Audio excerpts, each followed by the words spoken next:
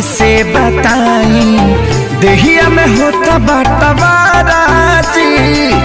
बहरी जाई कि भीतरी लुकाई केनियो न होता गुजाराजी माई रे माई ना छोड़ सदुन भाई चोली रंगा गइल पानी में हमर सैया जी डालस पलानी में छोटका देवरा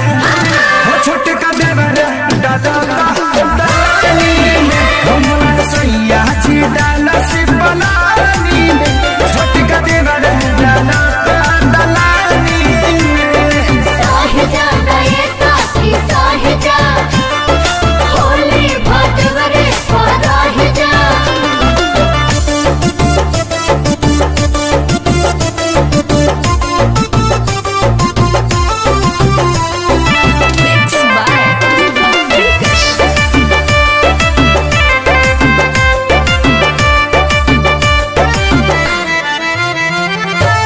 दहिया मर गईनी रंगवा से भर गईनी डबल मरद के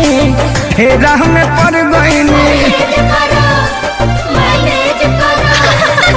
हाय दहिया मर गईनी रंगवा से भर गईनी डबल मरद के फेरा में पड़ गईनी हट गईल साया भरे न पाया दाग लगा देले बड़े साजवानी में हमर सैया जी डालस पलानी में छोटका देवरा डालनी में हमर सैया जी डालस पलानी में छोटका देवरा डालता